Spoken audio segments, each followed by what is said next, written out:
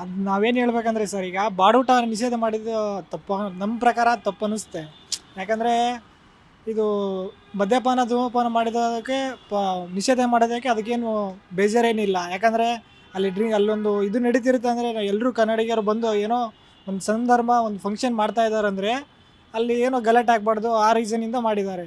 But ಇವು ಬಾಡೂಟ ಅವೆಲ್ಲ ಇದು ಮಾಡ್ತಾ ಇದ್ದಾರೆ ಅಂದರೆ ಅದಕ್ಕೆ ರೀಸನೇ ಅಲ್ಲ ಸರ್. ಈಗ ಎಲ್ಲರೂ ಬಂದು ಯಾರ್ಯಾರೋ ಏನೇನೋ ಬಂದು ತಿನ್ನೋದಕ್ಕೆ ಹೊಟ್ಟೆಪಾಡಿಗೆ ಬಂದಿರ್ತಾರೆ. ಅಂದಮೇಲೆ ಅವರು ಎಲ್ಲೆಲ್ಲೋ ದೂರದಿಂದ ಬಂದಿರ್ತಾರೆ ಫಂಕ್ಷನ್ ನೋಡ್ಬೇಕಂದ್ರೆ. ಅವ್ರ ಹೊಟ್ಟೆಗೆ ಸ್ವಲ್ಪ ನೋಡ್ಕೋಬೇಕಂತ ಯಾರೋ ಮೇನ್ ಅಧಿಕಾರಿ ಆಗಲಿ ಯಾರೋ ಮಾಡ್ತಿರ್ತಾರೆ. ಅಂದಮೇಲೆ ಅವ್ರ ಬಗ್ಗೆನೂ ಕಾಳಜಿ ತೊಗೋಬೇಕು.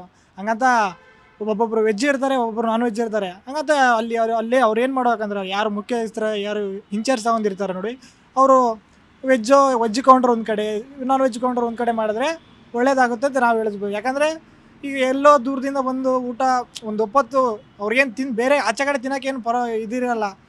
ಎಲ್ಲೋ ಬಂದಿರ್ತಾರೆ, ಏನೋ ನೋಡಬೇಕು ಫಂಕ್ಷನ್, ಯಾವ್ದಾರ ಬೇರೆ ಮಂಡ್ಯದಲ್ಲಿ ಆಗ್ತಾಯಿದೆ ಅಂದರೆ ಅವ್ರಿಗೆ ಭಾಳ ಖುಷಿ ಇರುತ್ತೆ. ಯಾಕಂದರೆ ಎಲ್ಲೋ ಇದು ಭಾಳ ವರ್ಷಗಳ ನಂತರ ಇದು ಬರ್ತಿರುತ್ತೆ. ಅಂದರೆ ಪ್ರತಿ ವರ್ಷ ಬೇರೆ ಬೇರೆ ಎಲ್ಲೆಲ್ಲೋ ನಡೀತಿರುತ್ತೆ. ಅಂದಮೇಲೆ ಹಾಗಾಗಿ ನಾವು ಅವ್ರಿಗೆ ಯಾರು ಇದು ಡಿಸಿಷನ್ ತಗೊಂಡಿದ್ದಾರೆ ನೋಡು, ಇದೊಂದು ನಮ್ಮ ಪ್ರಕಾರ ಇದು ಕೆಟ್ಟದಂತ ಹೇಳ್ತಾ ಇದ್ದೀವಿ. ಹಂಗಂತ ಅವ್ರು ಯಾವ ಇಂಟೆನ್ಷನ್ ತಗೊಂಡಿದ್ದಾರೆ ಅವ್ರಿಗೂ ಗೊತ್ತಿಲ್ಲ. ತಾವು ಕೂಡ ಹೋಗ್ತೀರಾ ಸಾಹಿತ್ಯ ಸಮ್ಮೇಳನಕ್ಕೆ? ಹೋಗ್ತೀವಿ ಹಂಗೇನಿಲ್ಲ. ಯಾವ ಆಹಾರ ಇಷ್ಟ ನಿಮ್ಮಲ್ಲಿ? ನಾವು ನಮ್ಗೆ ಯೂಶ್ವಲ್ ಹೇಳ್ಬೇಕಾದ್ರೆ ನಮಗೂ ಮಾಂಸನೇ ಇಷ್ಟ. ಯಾಕಂದರೆ ನಾವೆಲ್ಲ ಮಾಂಸನೇ 80% ವೀಕಲ್ಲಿ 2-3 ತಂಡ ತಿಂತೀವಿ.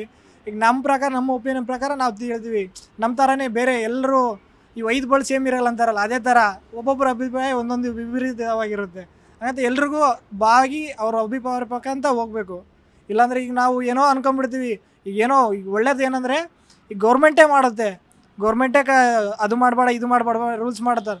ಮತ್ತು ಅವರೇ ಮಾರ್ತಾರೆ, ಅವರೇ ಮದ್ಯಪಾನ ಮಾಡ್ತಾರೆ, ಅವರೇ ಇದು ಮಾಡ್ತಾರೆ. ಅಂದಮೇಲೆ ಅದಕ್ಕೆಲ್ಲ ಟ್ಯಾಕ್ಸ್ ಕಟ್ತೀವಿ ತಾನೆ, ಟ್ಯಾಕ್ಸ್ ಕಟ್ಟಿ ಎಲ್ಲ ಪೇ ಮಾಡ್ತೀವಿ ತಾನೆ, ರೈಟ್? ಹಂಗಾಗಿ ಅವರೇ ಎಲ್ಲ ಕೊಟ್ಟು ಅವರೇ ಕಿತ್ಕೊಂಡ್ರೆ ಇದು ಹೆಂಗೆ? ಇದೇನು ಮಾಂಸ ತಿಂದರೆ ಯಾರಿಗಾದ್ರೂ ಏನಾದರೂ ಜಗಳ ಆಡ್ತೀವ? ಯಾರೋ ತಿಂದು ಏನೋ ಡ್ರಿಂಕ್ಸ್ ಮಾಡಿ ಯಾರಿಗಾದ್ರೂ ಹೊಡಿತೀವ? ರೀಸನ್ ಇಲ್ಲಾರ್ದ್ರೆ ಇದು ನನ್ನ ಪ್ರಕಾರ ಅನ್ನೆಸೆಸರಿಯಾಗಿ ಏನೋ ಭೇದ ಭಾವ ಮಾಡ್ತಾ ಇದ್ದಾರೆ ಅನಿಸ್ತದೆ. ಯಾಕಂದರೆ ಒಬ್ರಿಗೆ ಏನೋ ಇದು ಮಾಡ್ತಾವ್ರ ಅಂದಮೇಲೆ ಕ್ಯಾಸ್ಟಿಸಮ್ ಹೆಂಗೆ ಮಾಡ್ತಾರೆ ನೋಡಿ. ಈಗ ಮುಸ್ಲಿಮ್ಸ್ ಒಂದು ಕಡೆ ಅದೇ ಥರ ಇದೂ ಮನುಷ್ಯರ ಅವ್ರನ್ನ ಅದೇನಂತ ಇದಂದರೆ ಅವ್ರನ್ನ ಬಿರುಕು ಮಾಡಬೇಕು, ಅವ್ರನ್ನ ಇದು ಮಾಡ್ಬೇಕಂತಾರೆ. ಈಗ ಮಾಂಸದವ್ರು ಒಂದು ಕಡೆ ಆ ಥರ ಜನರಿಗೆ ಬಂತಂದರೆ ಮೈಂಡ್ ಸೆಟ್ಟೇ ಚೇಂಜ್ ಆಗಿಬಿಡುತ್ತೆ. ಯಾಕಂದರೆ ಈಗ ಒಂದು ಕಡೆ ಇದ್ದೀವಿ ಅಂದಮೇಲೆ ನಾವೆಲ್ಲರೂ ಒಂದೇ ಥರ ಅಂತ ಎಲ್ಲರೂ ಒಟ್ಟಿಗೆ ನಾವು ಕನ್ನಡಿಗರು ಅಂತ ಬಂದಿರ್ತಾರೆ. ಅಲ್ಲಿ ಬಂದುಬಿಟ್ಟು ನೀನು ವೆಜ್ ತಿನ್ನಲ್ಲಪ್ಪ, ನಾನ್ ವೆಜ್ ತಿಂತೀವಿ, ಆ ಕಡೆ ಹೋಗಪ್ಪ ಈ ಕಡೆ ಹೋಗಪ್ಪ ಅಂತಂದರೆ ಅವ್ರಿಗೂ ಇದಾಗುತ್ತೆ.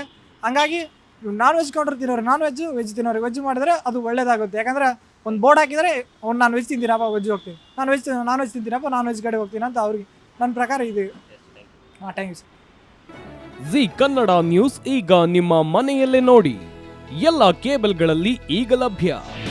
ನಿಮ್ಮ ನೆಚ್ಚಿನ ಜಿ ಕನ್ನಡ ನ್ಯೂಸ್ ಈಗ ಸನ್ ಡೈರೆಕ್ಟ್ ನಲ್ಲಿ number 292, Tata play number 1664, Jio TV number 1334, NXT digital number 30, in cable number 30, city networks 51, U digital number 162, GTPL number 17, Rockline telecommunications number 42, Shri Basaveshwara cable number 168, rural cable network 60, Vinayaka digital 57, Abhishek cable 821, city channel 53, Siddeshwara cable network 57, V4 digital Infotech 628, Surya digital networks 53, Gajanan digital number 836, Malnad infotech private limited number